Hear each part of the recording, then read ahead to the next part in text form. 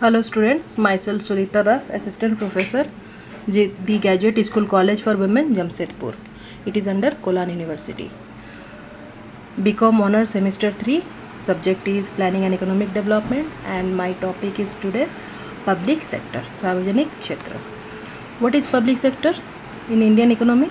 In India, a public sector company is that company in which the union government or state government or any territorial government owns a share of 51% or more. Currently, there are just 3 sectors left reserved only for the government, that is railway, atomic energy and explosive material. Private sector players are not allowed to operate in this sector. ये जो 3 sector ये पूरी तरीके से government के under में, और इसमें प्राइवेट सेक्टर का कोई रोल नहीं है. Before the independence of India there were only a few public sector companies in the countries. These include Indian Railway, the Port Trust, the Post and Telegraph, All India Radio and the Ordnance Factory are some of the major example of the country's public sector enterprises. Okay, Bharat जैसे विकासशील, भारत एक developing country है, right. सो देश में व्यवस्थित एवं नियोजित विकास की प्राप्ति के लिए सार्वजनिक क्षेत्र का महत्वपूर्ण स्थान है. ओके, उसके बाद क्या है कि लक्ष्य क्या है. सार्वजनिक क्षेत्र अथवा उद्यम का विकास कई लक्ष्य एवं प्रयोजन से होता है जो भिन्न स्थान एवं विभिन्न सरकार में किए जाते हैं. पहला क्या है, प्राकृतिक संसाधनों के विकास के लिए. ओके, लोक उपयोगी सेवाओं का उचित प्रयोग करने के लिए, मौलिक एवं आवश्यक उद्योगों के विकास के लिए. उसके बाद है सीमित साधनों को दुरुपयोग एवं व्यर्थ व्यय की समाप्ति करने के लिए. जो रिसोर्स है वो तो लिमिटेड है, तो उसको वेस्ट ना करके करेक्ट वे में यूज़ करने के लिए. आवश्यक वस्तु और सेवाओं से संबंधित उपभोक्ता की हितों की रक्षा करने के लिए. फिर उत्पादक कौशलता का संवर्धन देना. सार्वजनिक क्षेत्र के कई स्थानों की खतरे की घंटी भी मानी जाती है तथा इसे व्यक्तिगत स्वतंत्रता के लिए खतरे की घंटी मानी जाती है. परंतु यहाँ तक कि पूंजीवाद देशों में जैसे यूएसए के अगर हम लोग बात कर ले, वह निजी क्षेत्र उत्पादन के साधनों के बड़े भाग रखते हैं. ओके, अब हम लोग बात करेंगे main objective of this policy. देखिए, एक पॉलिसी चेंज हुआ था. द मेन ऑब्जेक्टिव्स क्या है, to maintain a sustain growth. जो ग्रोथ है उसको कंटिन्यू बनाए रखना, एम्प्लॉयमेंट को क्रिएट करना, रोजगार बढ़ाना, ठीक है, या रिसोर्स को अच्छे से अच्छे तरीके से यूज़ करना. To take out Indian economy for the vicious circle of poverty. हमारे जो कंट्री में जो ग्रोथ है, ग्रोथ को कौन सबसे ज़्यादा रोकने में मतलब रोक देता है, वो है पॉवर्टी, गरीबी. तो उसमें सार्वजनिक क्षेत्र अपना महत्वपूर्ण योगदान देती है. उसके बाद क्या है, देखिए, भारत में सार्वजनिक क्षेत्र का समर्थन. क्यों भारत में पब्लिक सेक्टर को समर्थन दिया जाता है. पहला है कि अर्थव्यवस्था की प्रभावशाली ऊंचाइयों को नियंत्रण प्राप्त करने के लिए. लाभ के विचार के स्थान पर यहाँ पे जो पब्लिक सेक्टर है कि वो प्रॉफिट को नहीं सोचते, सामाजिक लाभों के बारे में लोग ज़्यादा बात करते हैं.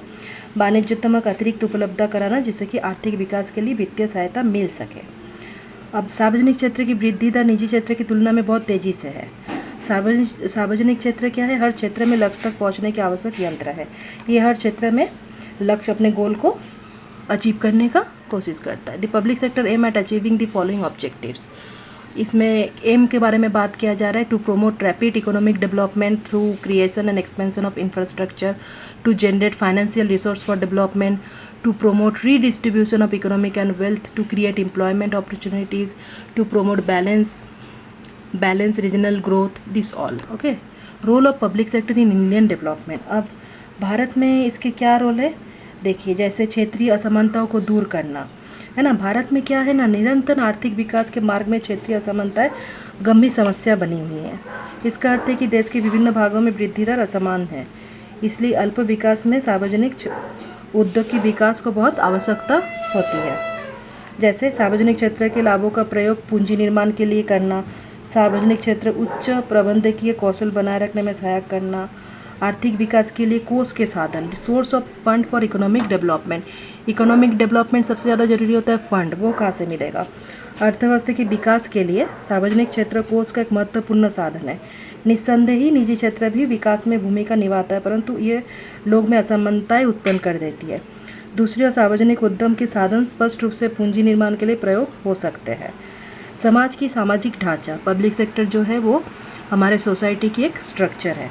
समाज के सामाजिक ढांचे का क्या अर्थ है कि अर्थव्यवस्था की वृद्धि की आवश्यकता पर निर्भर, आवश्यक अनुसार सार्वजनिक क्षेत्र का विस्तार करना, निजी क्षेत्र के दुरुपयोग से को सुलझाना। ठीक है, ये सारे है। अब हम लोग बात कर लेते हैं प्रॉब्लम ऑफ पब्लिक सेक्टर।